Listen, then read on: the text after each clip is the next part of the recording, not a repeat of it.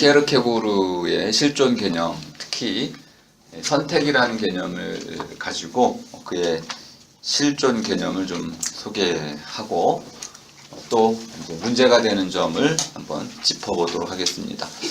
이렇게 적어 놓으시면 가장 좋겠습니다. 우리는 어디에 있나요? 나는 어디에 있을까요? 어디라는 개념을 물었습니다.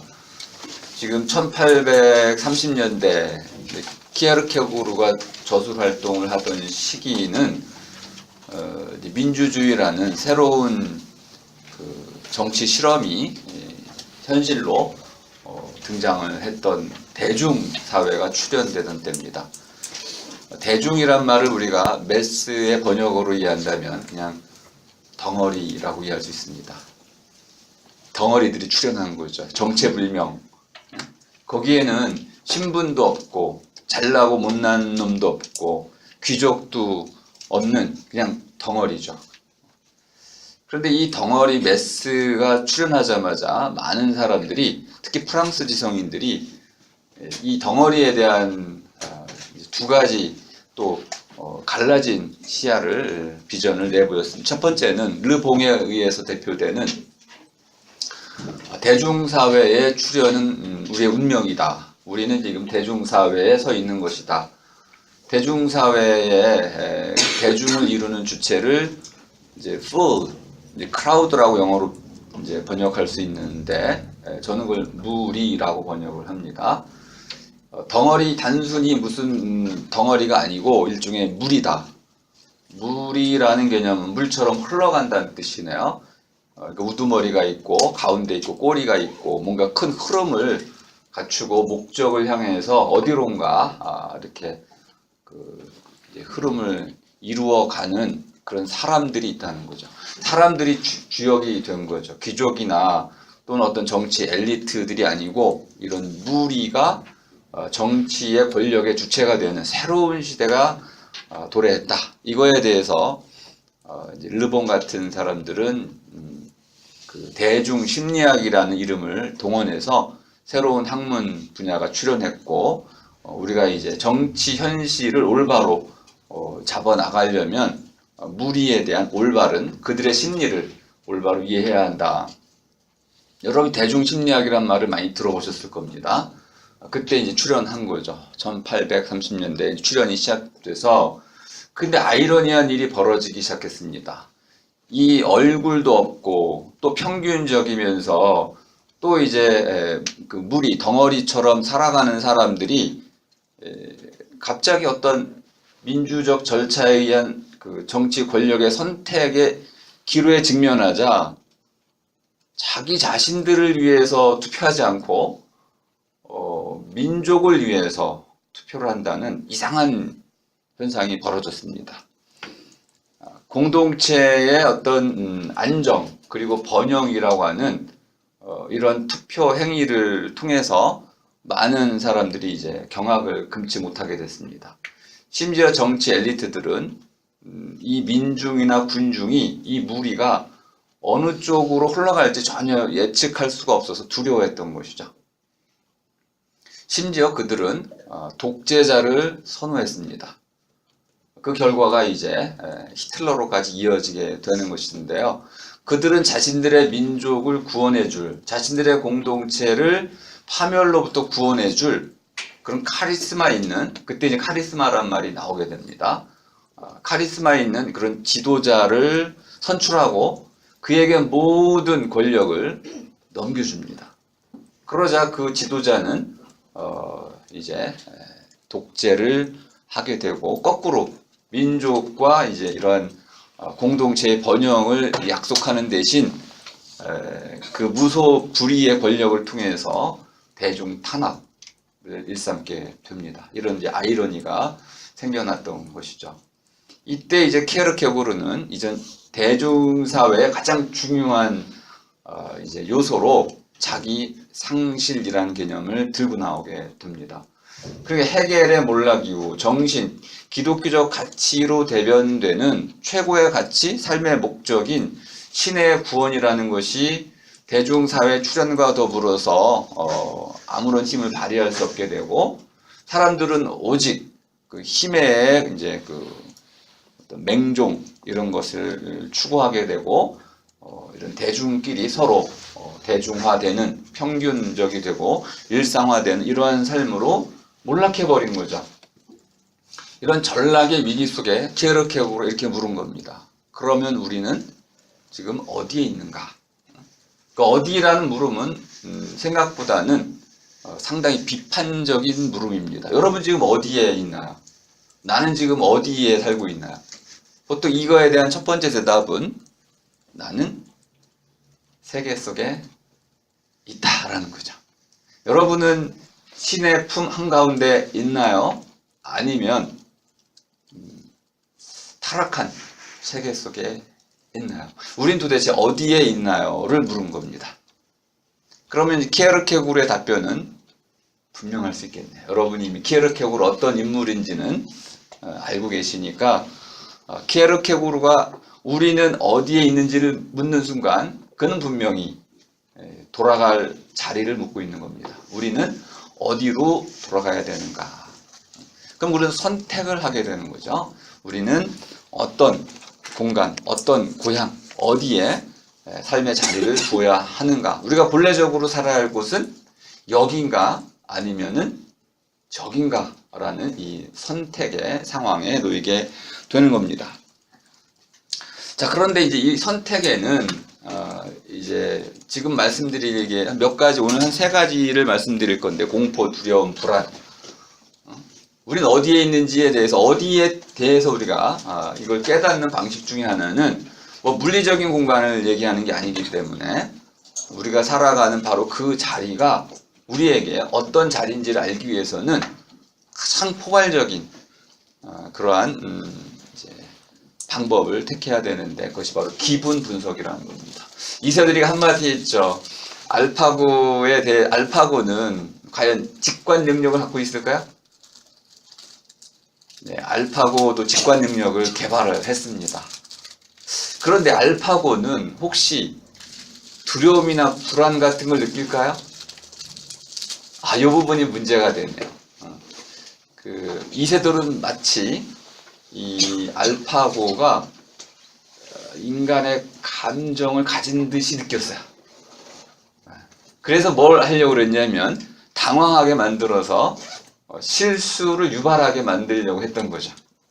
이세돌이 느끼는 실제 알파고에 대한 감정은 뭐냐면 사람과 크게 다를 바 없다는 거였어요. 튜링 테스트라는 하나의 그 기계를 활용하면 이런 경우 우리는 알파고를 사람이라고 인정을 해야 된다는 겁니다. 내가 지금 바둑을 두고 있는 상대가 사람인지 기계인지 구분 못하겠다. 구분할 수 있는 근거가 없다. 물론 뒤에 그가 실제로 어떤 모양을 갖추고 있는지를 모른다는 전제입니다. 다만 결과만 알고 있을 때, 바둑을 두는 바둑 돌만을 우리가 보고 있을 때 실제로 바둑을 두고 있는 그 숨겨진 누군가가 사람인지 아니면 단순한 기계인지 이것을 판단하는 기준으로는 내가 그와 바둑을 두었을 때 나와 바둑을 두는 그 어떤 X가 사람이 아니라는 확신이 없을 때, 그럼 우린 그때는 거꾸로 그를 사람으로 인정해야 된다는 것이죠. 그럼 사람이라는 것 중에 첫 번째는 뭐겠나? 많은 바둑인들이 얘기했던 건 직관이죠. 우리 인간의 감각으로 저렇게 두면 안 될 텐데요.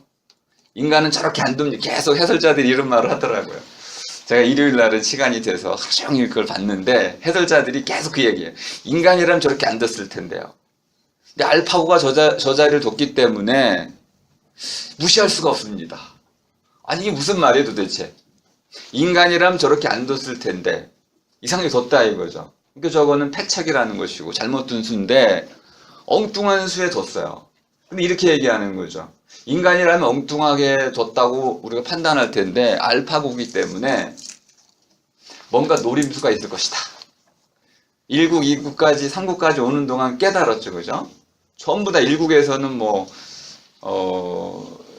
이세돌이가 우세하다고 다 판단했잖아요. 그리고 알파고가 계속 실수를 한다고 생각했는데 어느 순간 반전이 됐습니다. 집을 세보니까 아니야. 알파가 훨씬 유리했었습니다. 이세돌은 느끼고 있었죠. 하지만 해설자들은 잘 몰랐습니다. 이세돌이 뛰어나다는 걸 알 수 있습니다. 어쨌든 우리가 사람이라는 걸 증명한 여러 가지 방식들이 있는데 직관? 야, 인공지능이 따라왔네요. 계산 능력, 가려내기, 인텔리전스 이미 알파고가 우리를 추월했네요. 한 가지가 남았습니다. 기분이나 감정. 요거는 아직 알파고가 갖추지 못했네요. 해설자가 이렇게 얘기하는 걸 보고 깜짝 놀랐습니다. 알파고가 엉뚱한 자리에 뒀다. 또는 심지어 제가 일요일날 해설을 들을 때는 해설자가 이렇게 얘기하더라고요. 시간 공격을 하고 있다. 그 표현은 좀 문제가 있었습니다. 알파고가 5초 이내? 거의 2, 3초 만에 딱 두자.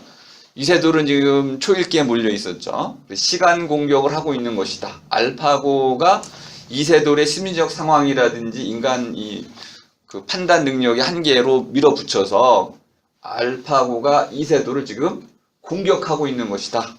그러니까 바둑을 두고 있는 게 아니고 인간의 심리를 공격해서 잘못된 수를 지금 유도해내고 있는 것이다 라고 지금 해설자가 설명을 했습니다. 한편으로는 그럴듯하지만 그건 전혀 다른 잘못된 설명입니다. 알파고는 아직 감정, 기분을 갖고 있지 못합니다. 그걸 우리가 이해할 때 알파고를 정확히 더 이해할 수 있습니다. 자, 그럼 이제 키에르케고르가 왜 실존 문제를 얘기할 때 기분이라는 것을, 감정이라는 것을 끌고 들어왔을까요? 그걸 오늘 설명하는 것이 핵심입니다. 자, 예를 하나 들고 있습니다. 아브라함의 공포라는 걸 가지고 이제 예를 들고 있습니다. 여러분 지금 내려받게 하셔서 보셔도 됩니다. 아브라함의 공포라는 것은 아주 널리 알려져 있는 이야기입니다. 그러니까 뭐 굳이 설명이 필요 없지만 혹시 모르는 분을 위해서 아브라함이 이제 나이 말년에 100세가 다 돼가서 아이를 하나, 이삭이란 아이를 얻었습니다. 그런데 자기의 대를 이어갈 그런 그 이삭을 야훼가 갑자기 그 아이를 자기한테 번제로 바치라는 거야. 그래서 아브라함이 이제 그 이삭을 데리고 시나이산으로 가서 그 아들을 장자기에 올려놓고 칼로 이제 번제를 드리기 위해서 각을 뜬다 그러죠. 목숨을 끊으려고 그럴 때 이제 천사가 나타나서 아브라함을 만류하고 이삭을 구해서 이제 다시 둘이 돌아오는 때까지의 장면인데요. 3일 동안 걸어가게 됩니다. 장작 더미를 싣고 그리고 3일을 걸어가서 산에서 이제 자기 아들을 죽여야 되는 이런 상황. 이때 이제 아브라함이 과연 어떤 상황이었겠는지를 이제 분석을 하는 겁니다. 이때 이제 아가멤논하고 비교하는 대목 참 재미있었는데요. 아가멤논도 그리스 연합군대를 가지고 트로이로 이제 출전을 하게 됩니다. 그런데 출전할 땐 항상 문제가 되는 것 중에 하나는 이제 바다죠. 그래서 이 포세이돈에게, 바다의 신에게 무사히 트로이까지 도착할 수 있도록 이제 제사를 드리기 위해서 딸을 희생 제물로 바치게 됩니다. 아가멤논이 이것 때문에 나중에 사실은 아내에게 이제 살해를 당하게 되는 것이죠. 그런데 이 아가멤논의 딸 죽이기를 우리는 살인이라고 잘 부르지 않습니다. 분명히 그 딸의 입장에서 보자면은 살해를 당한 거죠. 아버지라는 또는 왕이라는 또는 이제 전쟁이라는 이러한 미명이 있었지만은 공동체를 위해서 희생을 강요당하고 결국 그 결과가 죽음이었기 때문에 그것은 살인이었습니다. 그럼에도 불구하고 어떤 그리스인들도 아가멤논에 대해서 비난하지 않습니다. 그리고 그것을 찬양하거나 또는 그가 결국은 트로이 전쟁을 승리로 이끌었기 때문에 그를 영웅으로 축혀 세우게 되는 거죠. 케르케고르는 이 아가멤논에 대해서 그는 절대 공포를 느끼지 않았다. 딸을 죽일 때 공포를 느끼지 않았다라고 봅니다. 이유는 뭘까요? 모든 사람들의 인정을 받았기 때문이라는 것이죠. 그 당시에 누구도 아가멤논에 대해서 반기를 들거나 반대하거나 반론을 제기하거나 그것이 잘못됐거나 윤리적으로 잘못된 것이라고 비난하지 않았습니다. 물론 그 아내의 경우는 좀 달랐지만은 그를 제외하고 누구도 아가멤논의 행위를 비난할 수가 없었던 것이죠. 다시 말하면 아가멤논은 정당했고 심지어 영웅이었습니다. 그 영웅적 행위로 추앙을 받았던 것이죠. 반면에 이제 아브라함은 어땠을까요? 제가 문제를 조금 어렵게 만들었습니다. 제 것 버리기의 두려움을 좀 보겠습니다. 이건 욥기에도 나오죠. 욥이 이제 그 사탄과 야훼의 내기에 걸려들게 됩니다. 사탄이 와가지고 야훼를 이제 야훼에게 내기를 걸죠. 모든 인간들이 야훼를 지금 칭송하고 찬양하고 제사 드리고 그러는데 순종하는데 그거는 야훼 당신이 그 신들에게 인간들에게 많은 복을 주기 때문에 그렇다. 만일 복을 안 준다면 인간들이 그래도 당신 야훼에 대한 그런 찬송을 하겠는가? 그럴 리 없다. 야훼가 그렇지 않다. 내가 준 모든 것을 거둬들여도 인간들은 나에 대한 믿음을 거두지 않을 것이다. 둘이 옥신각신 하다가 이제 내기를 하게 됩니다. 그래서 사탄과 야훼 신의 내기 중에 선택된 인물이 욥이라는 인물입니다. 욥은 가장 신실한 인물로 평가받았기 때문에 야훼도 선뜻 동의를 하게 됩니다. 실제로 욥은 이제 가지고 있던 재산도 많았고 신앙심도 두터웠고 또 모든 사람의 존경을 한몸에 받았던 그런 인물이었어요. 사탄이 그냥 와가지고 이유 없이 그가 키우던 소들, 양들 다 죽이고 그리고 그가 갖고 있던 노비들도 다 죽이고 심지어는 같이 밥을 먹던 가족도 모두 집을 무너뜨려서 다 죽여버립니다.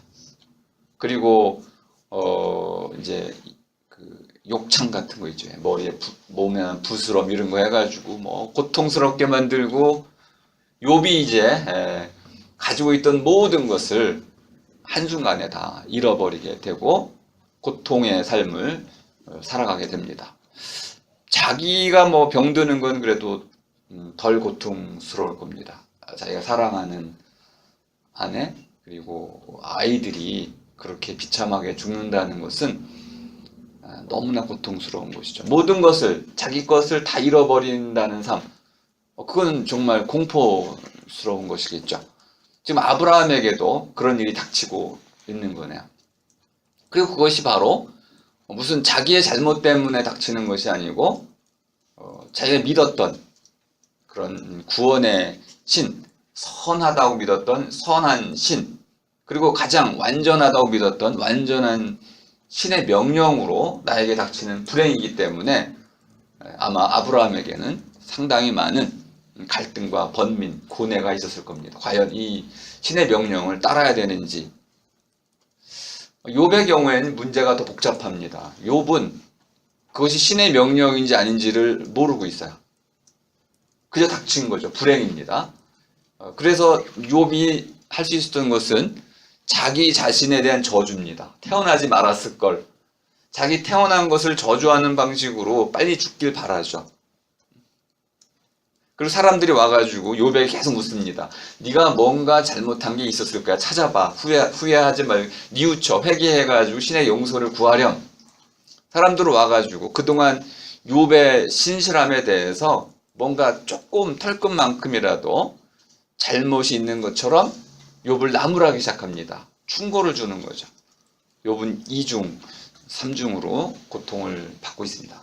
멸시와 모멸을 당하고 있을 뿐만 아니라 갖고 있던 모든 것을 잃어버렸던 것이죠.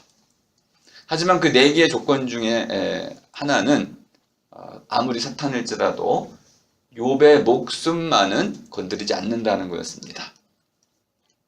결국 이제 그 내기에서 욥이 끝까지 야훼를 버리지 않음으로써 결국은 야훼가 승리하게 되고 그 결과 욥은 이제 야훼로부터 큰 상을, 이전보다 더 큰 상을 받게 되는 해피엔딩으로 끝나게 됩니다. 아브라함 역시 마찬가지 결론을 갖게 되는데요. 결국 그 신의 명령을 수행하게 됩니다. 그리고 결국 아들을 바치게 되고 바치는 순간 신의 이제 그 명령으로 다시 아들을 되찾는. 자, 그때 이제 가장 중요한 게 뭐냐면 아브라함이 사람이라는 겁니다. 믿음의 사람이라는 이름이 붙어 있지만 사람이기 때문에 끊임없이 이런 유혹에 시달리게 됩니다. 어떻게 아버지가 돼서 내가 또 어떻게 얻은 아들인데 그 아들을 내 손으로 죽인단 말인가? 키에르케고르는 이렇게 두 가지로 대립을 시켰습니다. 윤리적이고 보편적인 거. 사람의 눈으로 봤을 때 아무리 신의 명령이다 손치더라도 자기 아들을 죽이는 것은 반인륜적인 것이죠. 그리고 그것은 보편적일 수 없는 겁니다. 도덕을 무시하는 겁니다. 그러므로 이런 행위에 대해서는 모든 사람이 비난할 것입니다. 그 사람들의 비난을 지금 무릅써야 되는 것이죠. 과연 믿음의 사람인 아브라함이 사람들의 비난을 무릅쓰고 오직 신의 명령을 따르기 위해서 그런 반윤리적인 행동을 할 것이냐. 자, 여러분도 많이 들어보셨겠지만 키에르케고르의 핵심 개념은 단독자라는 개념이죠. 신 앞에 단독자라고 많이 들어보셨을 겁니다. 이 개념이 여기서 나온 거죠. 신 앞에 단독자 이렇게 바꿔놓으시면 되겠습니다. 홀로섬이. 신 앞에 홀로 선 사람이네요. 누구도 도움을 받을 수가 없습니다. 물론 그리스도교인이라면 그 신 앞에 누가 같이 서 있어요? 지저스, 예수가 같이 서 있죠. 이런 의미에서는 지금 키에르케고르는 영웅적인 단독자를 말하고 있는 겁니다. 그러니까 신 앞에 자기 홀로 서서 신의 명령에 대해서 내가 이렇게 순종했다. 그래서 자기 본래적인 결단을 통해서 누구의 도움도 받지 않고 신의 명령에 순종했으므로 신에게 당당히 구원을 요청할 수 있다는 겁니다. 이렇게 단독자라는 개념은 결국 다른 모든 사람들, 대중, 그 누구의 의견에도 치우치지 않고 따르지 않고 의존하지 않고 오직 신과 나만의 관계를 통해서만 자신의 선택을 이루어가는 삶, 이것을 이제 본래적인 삶, 본래적 실존이라고 봤던 것이죠. 자, 이럴 때 이제 키에르케고르가 선택할 수 있는 유일한 방식은 침묵이라는 겁니다. 사람들에게는 그 누구도 이해할 수 없는, 그러니까 그 누구에게도 이해될 수 없는 아들 죽이기를 해야 되는 거죠. 나의 삶의 선택이라는 것이 그 누구에게도 이해될 수 없는 그런 선택일 때, 이때 그는 우리식으로 얘기하면 철저히 외로운 자겠죠. 그 누구는 나를 이해해 줄 수가 없어. 내 마음이 어떤지 누구도 이해할 수가 없고 거꾸로 모든 사람이 나를 지금 비난하고 비판하겠죠. 잘못됐다고, 너는 죄인이라고, 이렇게 반인륜 범죄를 저지르는 자라고 모두가 나를 비난할 겁니다. 등을 돌렸죠. 모두가 벽이 됐습니다. 이때 나는 오직 본래적인 삶의 실존자라고 말할 수 있는 신에게로만 향해 있는 것이죠. 이럴 때 이제 홀로 서기라는 개념을 우리가 이해할 수 있습니다. 나는 철저히 신 앞에서 혼자입니다. 그리고 혼자라는 것이 바로 나의 모든 선택에 대해서 오직 나만이 그 결과를 떠맡을 수 있다. 떠맡아야 한다라는 무한 책임을 지금 얘기하고 있는 겁니다. 자, 이러면 이제 뭐 키에르케고르의 단독자라는 개념은 너무 쉽게 이해가 잘 되는 거네요. 만일 모든 사람이 이해할 수 있는 내용이라면은 단독자일 수가 없는 거죠. 자, 우리 이해 잘 됐습니다. 서로 손잡고 화해하고 그죠? 소통이 잘 되고 있어요. 그럼 단독자인 사람이 어디 있어요? 함께 더불어 살아가는 더불미가 되는 거죠.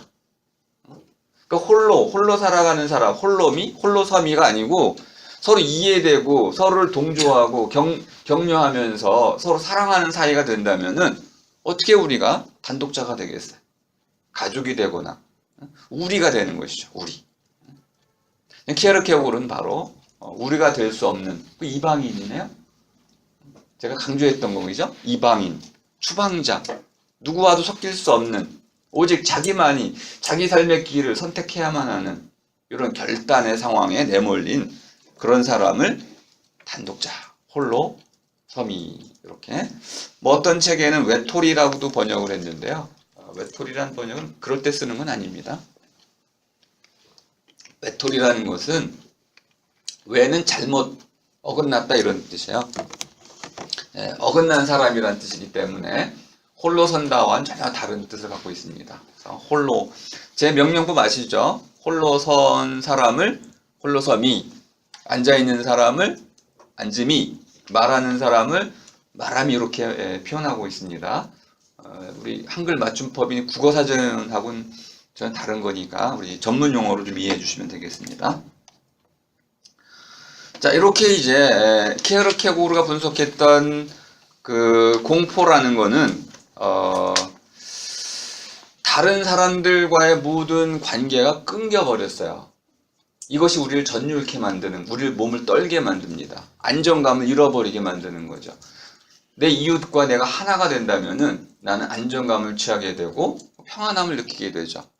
반대로 내가 이렇게 취하고 있던 안정감으로부터 내가 떨어져 나왔을 때, 끊겼을 때 내 온몸에는 전율이 돋게 되는 겁니다.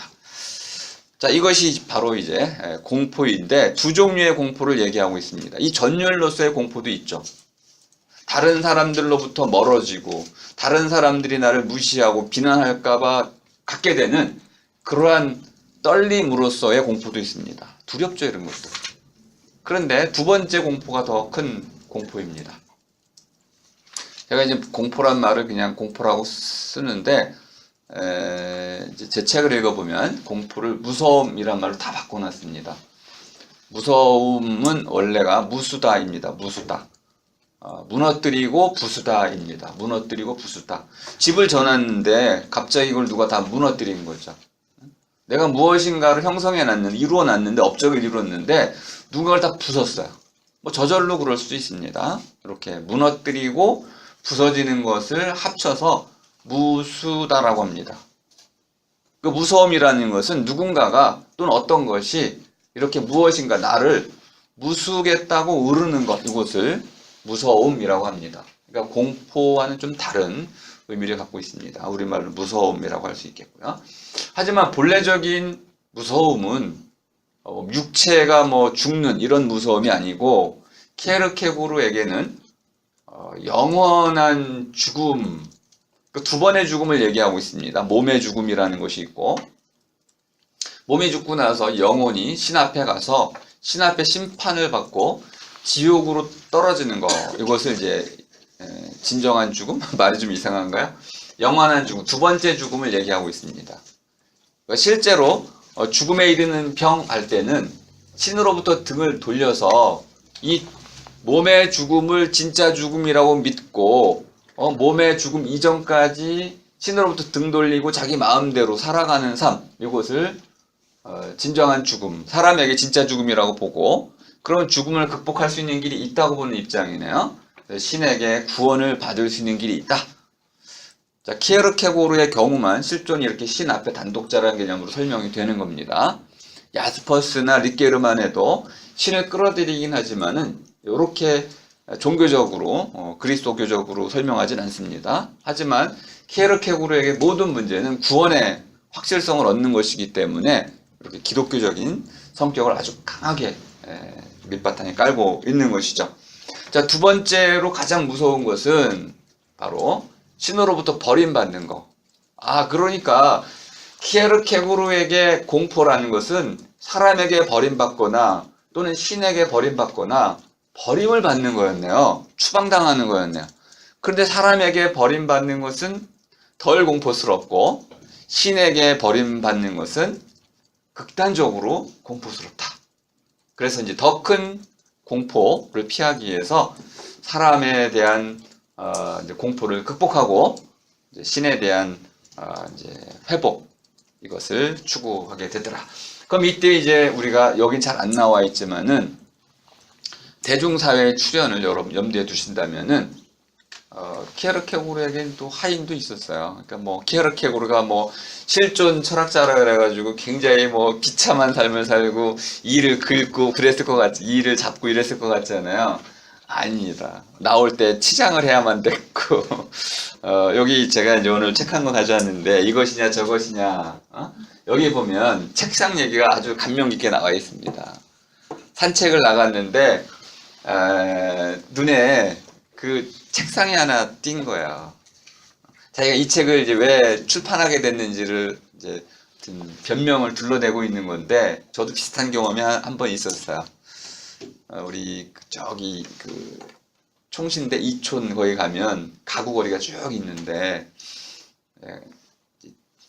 가구 짜는 걸 좋아하니까 뭐 이렇게 책꽂이, 뭐 의자 이런 거. 근데 모양을 봐야 이제 짤 수 있잖아요, 그죠?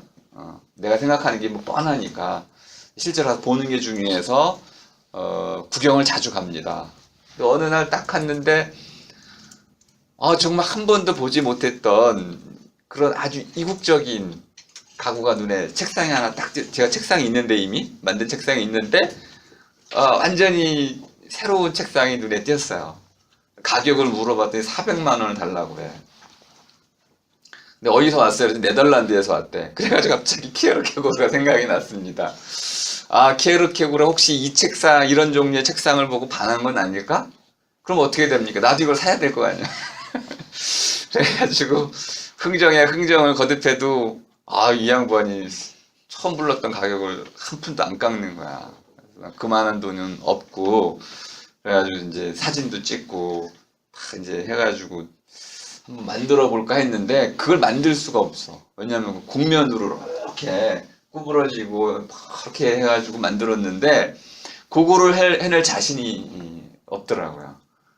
그래서 너무나 안타까웠는데, 뭐 서랍도 여러 개 있고 안에도 비밀 서랍도 있고, 정말 이 키에르케고르가 반했던 그러한 책상과 유사한 그런 책상이 본 적이 있습니다. 나중에 한 그 15일 뒤쯤 갔더니 누가 사갔더라고.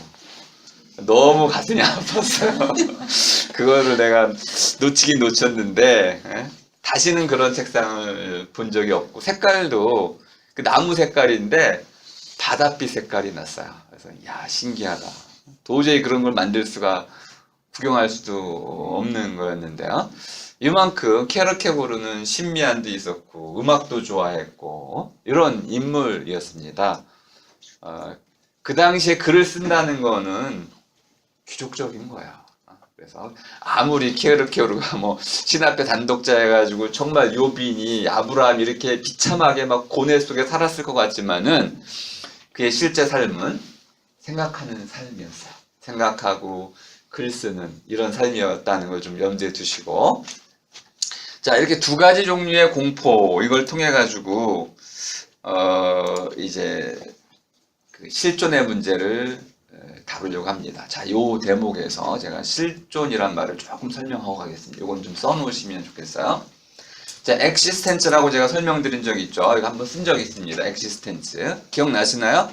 네. 자, 한번 써보시고 대문자 E를 쓰세요. existence. 맨 끝에는 Z입니다. 잘 모르시는 분이 계시군요. 이렇게. 여기다가 나가섬이라고 쓰세요.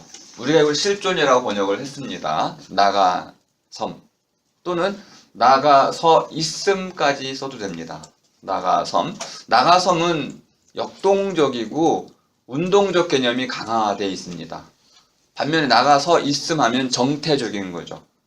상태를 나타내고 있습니다.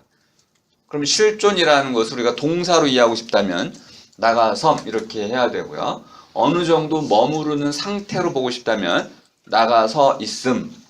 그럼 이거 반대는 뭐죠? 들어서 있음, 들어섬. 바깥에 있다가 안으로 들어서기도 하고 나가기도. 그러니까 같은 얘기네, 그죠? 나가고 들어가고 들락날락 하는 거네. 그러면 경계가 있다는 것을 염두에 두고 있습니다. 경계. 자, 키에르케고르는 사람들의 나날살이, 사람들 살이라고 말하는 것으로부터 어디로 가고 싶어요? 어디로 나가고 싶어요? 신과 1대1로 대면하는, 그죠? 이런 상황, 결단적 상황, 또는 이제 단독자로서 있는 상황, 그러니까 신에게로 나가서는 거네. 그러니까 신성한, 성스러운 삶으로 나가섬.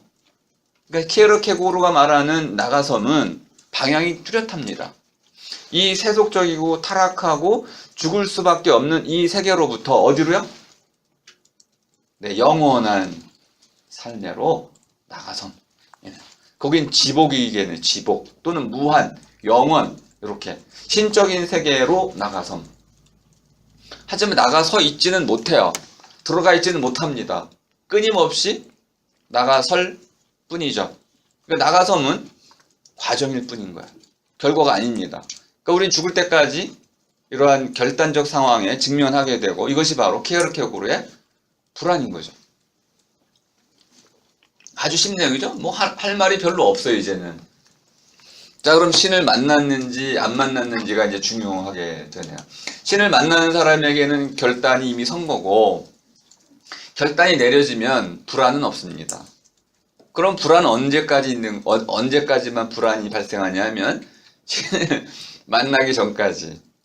이 파스칼로부터 이어지는 겁니다. 파스칼이 이 인간이 어디에 있느냐 이렇게 물었을 때 이런 두 가지 세속적인 상황과 신에 의해서 구원을 받은 상황을 염두에 두고 인간을 이런 갈대와 같은 이쪽 저쪽으로 흔들리는, 왜 흔들립니까? 결단을 못하기 때문에. 그래서 인간을 생각하는 갈대라고 말하는 것은 이런 실존적 상황을 염두에 두고 있는 겁니다. 나가섬, 인간의 본질이라는 거야. 인간은 이 안에 머물러 있지 못하고 자기가 사는 세계에 만족하지 못하고 여기서 안정을 취하지 못하고 또 다른 세계로, 정신적인 세계로 나가선다는, 끊임없이. 바로 이것이 파스칼이 이해했던 인간의 실존적 상황이었습니다. 이걸 그냥 키에르케고르가 가져오는 것이죠. 언뜻 보면 연결이 안 될 것 같지만은 그 둘 사이 아주 밀접한 관련이 있고, 나중에 이제 니체도 마찬가지네요. 이걸 그대로 가져옵니다. 니체는 그런데 신을 죽였어요. 그러니까 시내로 나가지 못합니다. 어디로 가야 돼, 그런데? 시내로 나가지 못한다면 시내로 나가서지 못하는 니체에게 탈출구는 어딜까요? 지금 내가 서 있는 이곳, 여기는 의미가 없어요.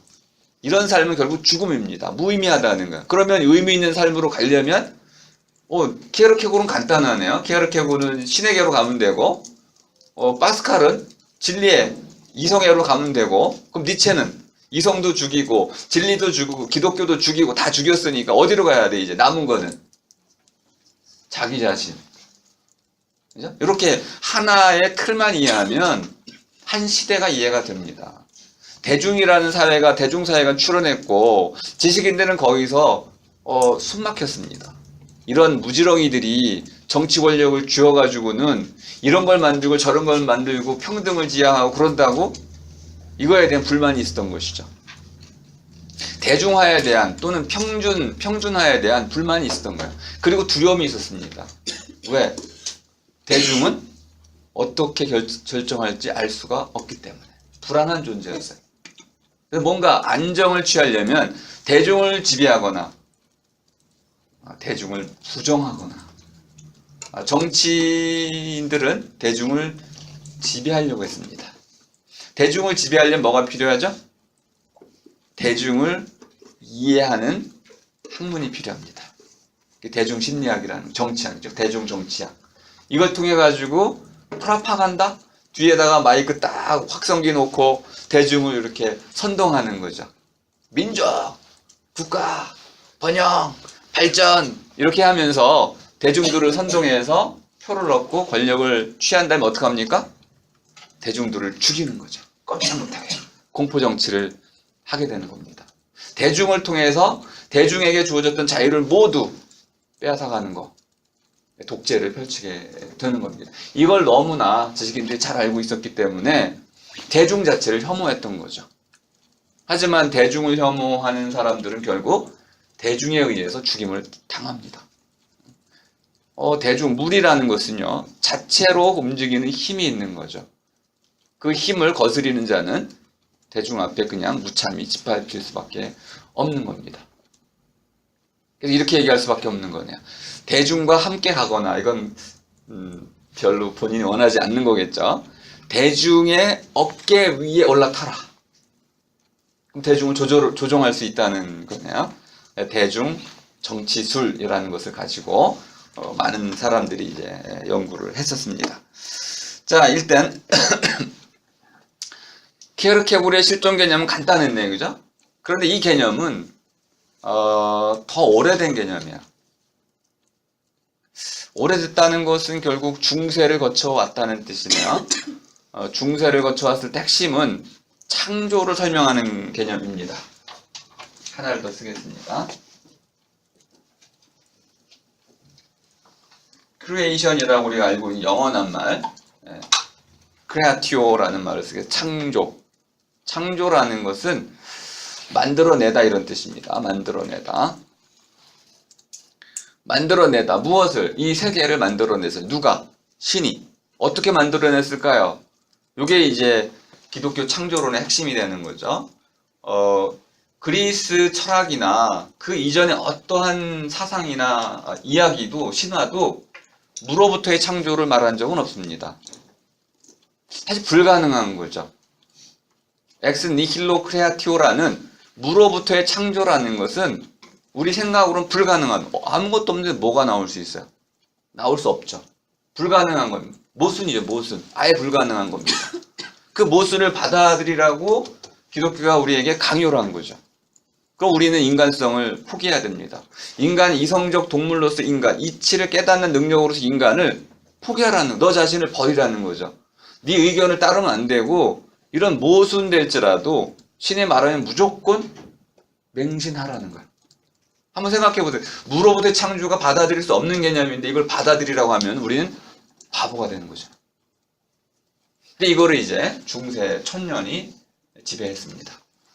이때 이제 핵심이 뭐냐면 그리스인들은 물질을 가지고 카오스로부터 시작이 되잖아요. 그죠? 카오스로부터 가스란 말의 어원인데 가스는 뭐 어디로 갈까요? 이게 모르죠. 뭐 혼돈이라고도 번역할 수 있는데 어쨌든 이 카오스로부터 가스로부터 이 세계가 이렇게 저렇게 만들어지고 변화를 해 왔다는 거죠. 자, 그런데 신이 계시고 신은 순수 정신입니다. 그럼 순수 정신으로도 있긴 있어야겠네. 무는 아니야, 그러니까.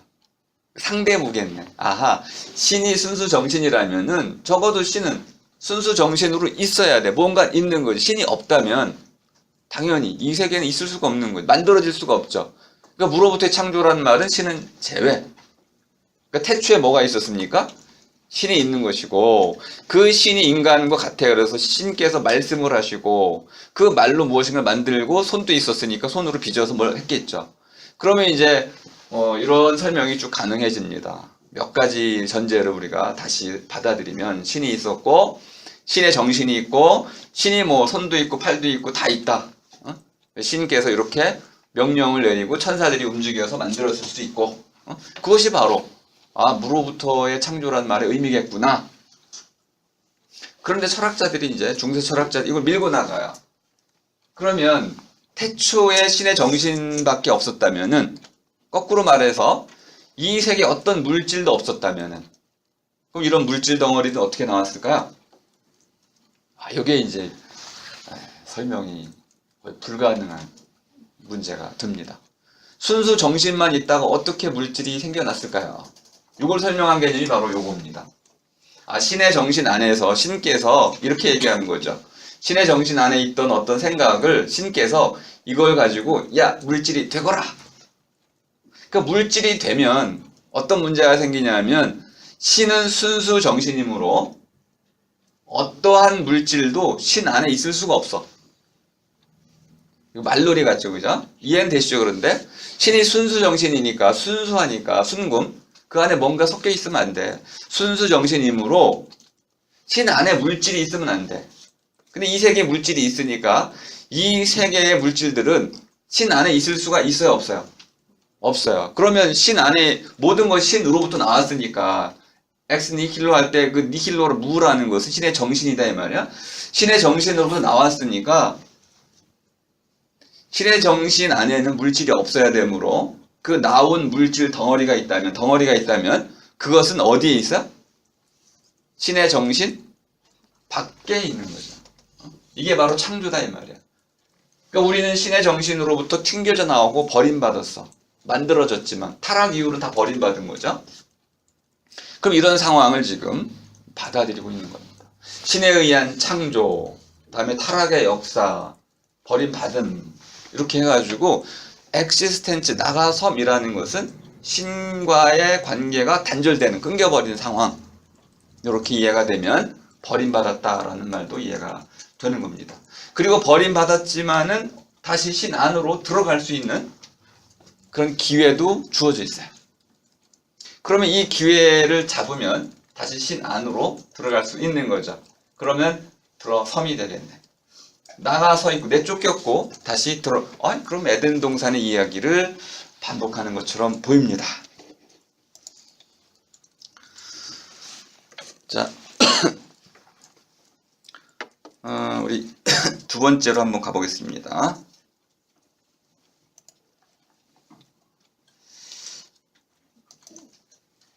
컴퓨터가 조금 느린데요.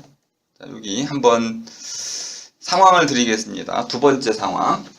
공포에 대해서 우리는 무조건 공포를 느끼면 무조건 신에게로 도피하려고 합니다. 신에게로 달아나는 거죠.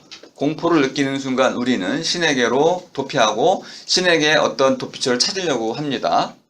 근데 이거보다 조금 떨어지는 기분이라면, 조금 약화된 기분이라면 어떨까요? 그때는 우리가 좀 신과 거리를 좀 둘 수도 있지 않을까요? 이때 이제 무서움이 아니고 이제 두려움이란 기분을 통해 가지고 나가섬의 상황을 한번 보겠습니다. 무서운 상황에서는 신께서 이렇게 얘기하는 거예요. 너 지금 내 말을 듣지 않으면, 내 말에 절대 복종하지 않으면 너는 지옥에 떨어질 줄 알아라. 그러면 이제 공포가 밀려오는 거죠. 그러니까 무조건 복종합니다. 어디까지 복종해요? 아들을 죽이기까지. 모든 윤리적인 걸 다 무시하고 누구에게도 이해받을 수 없는 짓을 하는 거죠. 그러면 우리는 이제 그를 일종의 단독자로 이해할 수 있게 됩니다. 아주 두 번째 상황이 있습니다. 결혼 상황인데요. 제가 재미난 내림씨, 결단을 내린다, 내림씨. 결혼하려고 그러는데 부모님이 반대하셨어. 근데 문제가 여러 가지 있지만 부모님의 축복을 못 받는다는 것도 있고, 또 반대한다는 것 자체가 나한테 고통스러운 거죠. 또 하나는 물질적으로도 좀 궁핍할 수 있습니다. 여러 가지 상황들이 겹쳐 있어요. 그렇다고 사랑하는 사람을 포기하기도 좀 어렵고, 이 딜레마 상황이죠. 딜레마 아시죠? 두 뿔 사이라고 그랬어요. 그죠? 황소가 나한테 달려들 때 두 개의 뿔, 딜레마. 어떤 뿔을 잡아야 내가 안전할까요? 안전할 수 있는 뿔은 없습니다. 이게 딜레마라는 거예요. 피할 수 없는 상황. 자, 그래서 이렇게 얘기할 수 있네요. 내가 어떤 상황, 어떤 결정을 내리든지 간에, 이제 뭔가 돌이킬 수 없는 뒤탈이 일어나는 거죠. 내가 사랑하는 사람을 택하면 부모랑 원수가 되고, 부모를 택하면 사랑하는 사람을 떠나보내야 되고, 그러니 살 수가 없죠. 이 두 가지 모든 경우 나는 가장 가까운 사람, 가장 사랑하는 사람들과 멀어져야 되기 때문에, 한쪽을 택해야 되기 때문에 살 수가 없는 상황이 됩니다. 이런 상황을 피하고 싶은 거죠. 근데 피하면은 그것도 하나의 선택이기 때문에 결국은 시간에 맡기는 거죠. 이 세상에서 가장 강한 자, 시간이죠. 시간은 모든 걸 해결해 줍니다. 하지만 해결해 주지만 결국 내가 원하는 거, 그런 삶은 이루어질 수 없는 거죠. 그러므로 이제 시간에 맡길 수도 없고, 결단을 해야 되는데 이쪽을 하든 저쪽을 하든. 그러니까 제목이 뭡니까? 이것이냐 저것이냐 가장 잘 나타내 주는 거죠. 이것이냐 저것이냐, 사람들의 판단을 따를 것이냐, 침묵하는 가운데 신의 명령을 따를 것이냐, 또는 부모를 따를 것이냐, 아내를 사랑하는 사람을 따를 것이냐. 항상 결단의 순간이네요. 과연 이럴 때 피할 수도 없고 맞설 수도 없는 상황이라고 제가 딱 특화를 했습니다. 자, 이때 과연 우리는 어떤 결정을 해야 될까요? 이걸 돕기 위해서 한 가지 더 예를 끌어드리겠습니다. 아리스토텔레스의 결혼 문제 얘기를 꺼내드리겠습니다. 여기 보면 다 나와 있으니까 재밌게 한번 여러분 숙고해 보시기 바랍니다. 중간 시험 문제이기도 하죠. 결혼 어떻게 할까요? 이 경우는 좀 다른 경우인데 신을 끌어들였습니다. 이제 부모 정도를 넘어섰네요. 한 남자가 결혼하기로 약속을 했는데, 그럼 그냥 왜 신탁을 들으러 갔을까요? 여러분도 그렇죠, 그죠? 마지막 한번 확실한 선택을 하기 위해서 결정을 한번 이제 확인해 보고 싶은 그때가 있잖아요. 점집 가시나요? 누구나 그런 마음이 있습니다. 돌이킬 수 없는 선택이 됐을 때 내 선택이 물론 내가 분명히 선택을 했어. 선택을 했지만 우리에게는 선택지가 아직 열려 있습니다. 특히 이제 선택의 불안이라는 건 아주 중요한 불안인데, 행복을 재는 것 중에 A, B, C, D라는 남자가 있다 하는 경우와 A라는 남자만 있다의 경우, 내 선택의 결과는 A만 있을 경우 훨씬 행복합니다. A, B, C, D, 내 앞에 선택지가 A, B, C, D가 있으면 내가 아무튼 심사숙고한 끝에 A를 선택한 경우일지라도 동일한 사람을 선택했어요. 근데 A, B, C, D가 있을 때 A를 선택한 거하고 only A만 있을 때 A를 선택한 거 사이에는 행복도와 만족도에서 큰 차이가 있습니다. A, B, C, D의 경우에는 A와의 관계가 조금 잘못되면 B, C, D가 생각이 납니다. 내가 그때 B를 택했더라면 C를 택했더라면 해가지고 내가 잃어버린, 선택하지 않은 것에 대한 후회가 남아요. 차라리 이럴 줄 알았으면 B를 택할 걸. 계속 이런 후회가 남고 하기 때문에 결국에는 선택지가 많을수록 나는 잃어버린 것에 대한 후회가 커져서 만족도는 그렇게 줄어듭니다. 그리고 이혼도 할 수 있다라고 생각할 경우에는 만족도가 더 떨어질 수 있습니다. 에이, 차라리 갈라서지. 하지만 오직 한 명인 경우에는 어떠한 경우에도 행복도가 높아지는 것을 알 수 있습니다. 그래서 예전에 조선의 여인들이 그렇게 불행하다고만 할 수는 없는 거죠. 자유는 별로 없었지만 행복, 불행 이렇게 얘기할 때는 그렇게 불행하지는 않았던 겁니다. 오직 선택지가 하나일 경우에는 숙명이 되기 때문에 그걸 또 체념하고 받아들일 수 있는 것이죠. 자, 아리스토텔레스가 이런 예를 들었는데요. 자, 결혼을 하면 불행하게 된다. 이걸 이제 본떠가지고 키에르케고르는 더 악담을 했습니다. 네가 결혼을 해도 후회할 것이고 결혼을 하지 않아도 후회할 것이고 어떡하라는 거야 도대체. 아니 이거 결혼해도 후회하고 안 해도 후회하면 어떡할까요? 하고 후회해. 후회 정도가 어떻게 더 큰지를 잘 판단하라는 얘기인데, 그죠? 키에르케고르는 둘 다 어리석다라고 보고 있습니다. 그럼 후회 자체를 안 하는 길을 택할 수 있어야겠는데, 요거는 제가 말씀드리지 않겠습니다. 한번 찾아보시고요. 자, 아리스토텔레스는 이렇게 얘기를 하고 있네요. 자, 이럴 경우 이 남자는 신탁을 받아서 결혼식을 취소하면 어떤 일이 벌어지나요? 이렇게 된다는 거죠. 누구에게도 너 왜 결혼을 취소했니? 이 물음에 대해서 누구에게도 이해받을 수 없기 때문에 침묵할 수밖에 없다. 그럼 이 침묵은 이해될 수 있는 침묵일까요? 이해될 수 없는 침묵입니다. 그럼 이렇게 하겠네. 아니 왜 신탁이 뭐라고? 결혼을 취소해? 그냥 결혼하지? 신탁을 받으면 문제가 생깁니다. 물론 결혼하라는 신탁을 받았으면 참 좋았을 뻔했네. 그럼 아무 문제가 없는데 내 의사에 반하는 어떤 일이 벌어져. 이 되게 트라게 비극의 발생 요건이죠, 그죠? 하마르티아. 내가 뭔가를 하고자 했는데 그게 빗나갔어, 빗맞췄어. 엉뚱한 일이 벌어진 거죠. 그럼 어떻게 됩니까? 이 하마르티아, 빗맞춤이 일어나면 그것 때문에 갑자기 결과가 나한테 되돌아오죠. 페르펙티아, 뭔가 전복이 일어납니다. 원래 내가 꿈꿨던 삶은 온데건데 사라지고 내가 피하려고 했던 것이 막 밀려 닥치게 되는 거죠. 사랑했던 사람과 결혼하려고 그랬는데 신께서 하지 말라고 그래가지고 신의 명령에 순종을 했어요. 그럼 어떤 일이 벌어질까요? 당연히 비난이 쇄도하게 됩니다. 자, 이런 이제 결정을 뒤엎었을 때 그는 도저히 감당할 수 없는 이런 이제 결론에 또 봉착하게 됩니다. 자, 이걸 이제 그는 키에르케고르는 이제 내밀한 사건이다 이렇게 봤습니다. 내밀. 이거 좀 어려운 개념인데요. 자, 이제 마지막으로 가겠습니다. 오늘 이제 나가섬의 마지막. 어떤 아브라함 정도의 공포 상황은 아니지만 내가 충분히 선택할 수 있는 상황에서 내가 처음에 했던 약속을 철회함으로써 생겨나는 수많은 비난들을 달게 받으면서도 어떤 가치를 향해서 근본적인 가치, 포기할 수 없는 가치를 향해서 결단했을 경우 비난의 화살이 쏟아지게 되고 누구에게도 용서받거나 이해될 수가 없는 상황에서 나는 스스로 이제 내밀화될 수밖에 없는 거죠.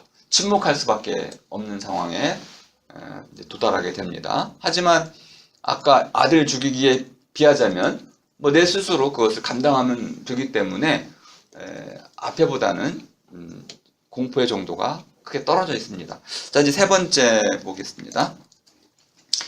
키에르케고르가 말한 자유라든지 선 이런 것들은 전부 신과 같은 말입니다. 무한, 영원, 완전 이런 건 전부 신과 같은 개념으로 이해하시면 되겠어요.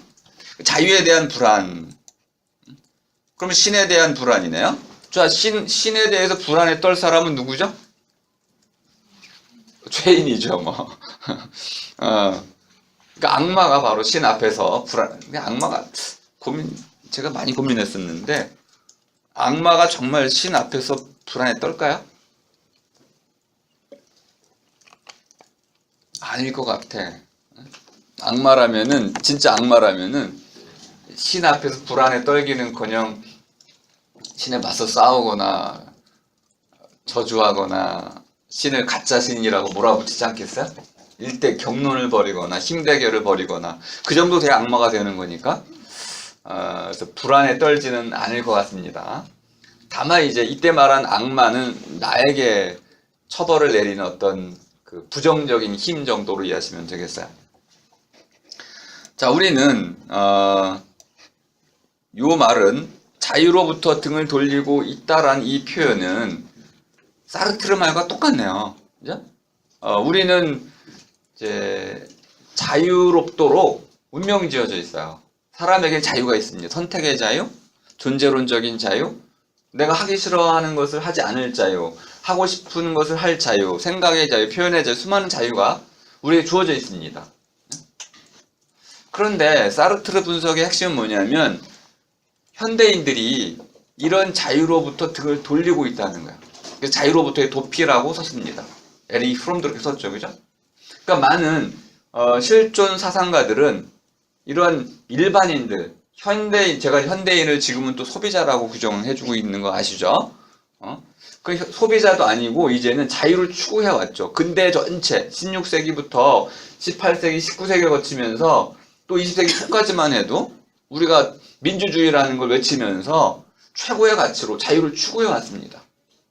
근데 자유가 딱 안착이 됐어요. 네? 자유가 딱 안착되자 사람들은 자유를 너무 버거워해, 힘겨워해. 네?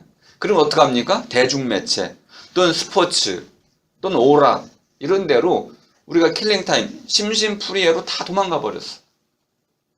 그 자기의 자유를 충분히 만끽하고 자유를 실현하기는커녕 그 자유가 너무나 부담스러워가지고 자유로부터 전부 달아나 버리고 있다. 대중성으로 도피하고 있다는 거죠.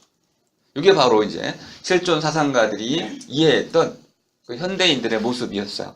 자유로부터 도피하는 삶을 살고 있더라. 평균적이고 안정된 삶을 추구하더라. 그러니까 영웅적인 삶을 포기했다는 거야. 자기 자신을 실현하고 자기를 발견하는 이 본래적인 자기를 추구하는 이 낭만주의, 로만티스트들의 이런 삶, 진정한 자기를 추구하는, 내면적 자기를 추구하는, 정신적 자유를 추구하는 이런 삶을 잊어버렸다는 거예요.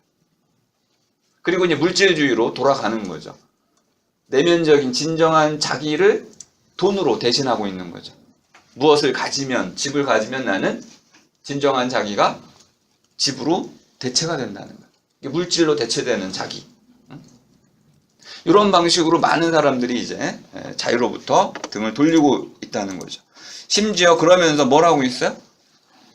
내가 내 자유를 잃어버리고 있다 라는 것을 이제 잊어버릴 정도가 됐어. 그리고는 부자유 상태 이런 데 스스로를 집거 머물러 있게 만드는 거죠. 떠나지 않는 거야 이제는. 이런 삶의 태도를 보이고 있더라. 자, 그런데 이제 키에르케고르 아주 재미난 표현 하나 쓰고 있습니다. 술에 취해서 어떤 난폭한 짓을 저지른 남자가 있어요. 술 취해서 폭력을 행사하는 사람이 있습니다. 이 사람은 자유로울까요? 아닐까요? 이걸 묻고 있는 겁니다. 그러니까 자유의 문제를 묻고 있는데 키에르케고르가 말하려고 하는 핵심은 뭐냐면 인간은 모두 이런 사람이라는 거예요. 사람이라는 건 전부 이렇게 산다는 거예요. 술 취하고 어디에 잘못되고 해가지고 끊임없이 잘못된 짓을 저지르는데 진정한 자유라는 게 뭐냐? 태도에 있다는 거예요. 행위에 있지 않고 태도, 마음가짐에 있다는 거죠. 어떤 마음가짐? 자신의 행위에 대해서 그것을 끝까지 모든 것을 책임지려고 하는 태도. 이것이 바로 자유라고 보는 것이죠. 이렇게. 우리 시간 관계상 이렇게 정도 해야 될 것 같네요. 재미난 표현들이 많이 있는데 읽어보시면 좋겠고 다음 시간 우리 목요일을 위해서 간단히 다음 시간에 할 일을 좀 설명을 드리고 제가 나눠드린 걸 잠깐 봐주세요. 말 나누기 틀, 말 나눔 틀을 좀 나눠드렸는데 일단 현재 논제는 무시하셔도 좋고요. 제가 다음 주 목요일, 이번 주 목요일에 논제를 다시 공개를 하겠습니다. 이제 처음으로 한번 이제 토론을 해볼 건데 준비 안 해오셔도 돼요. 대신 선택이란 문제, 이쪽이냐 저쪽이, 이거냐 저거냐, 이 남자냐 저 남자냐, 이렇게 살 거냐 저렇게 살 거냐, 선택의 기로 상황에 대해서 우리가 토론할 겁니다. 과연 선택이라는 것의 의미를 어떻게 이해해야 되는지 요걸 이해하기 위해서 토론을 할 텐데요. 여러분들 이제 그런 제 강의를 잘 들으셨으니까 또 강의 내용도 좀 다시 한번 반복해 보시고 선택이라는 것의 의미를 잘 이해해 오시고 제가 목요일 날 논제를 드리면 그걸로 이제 우리가 지금 35분, 6분 정도 되니까 5분 정도씩 이렇게 모둠을 짜가지고 토론을 먼저 하고 그 다음에 자기 글 쓰는 시간을 제가 드릴 겁니다. 그러면 거기 자기 글 쓰는 시간 있죠? 그 자기 글 쓰기를 하고 그리고 한 2분, 3분 정도 자기 의견을 발표하는, 이거는 뭐 하셔도 되고 안 하셔도 됩니다. 자발적으로 원하시는 분 한해서 2분에서 3분 정도 이렇게 발표를 듣고, 물론 발표가 있으면 당연히 질문을 받아야 됩니다. 그렇게 해서 이제 목요일 날은 좀 열린 토론 방식으로 강의를 진행하도록 하겠습니다.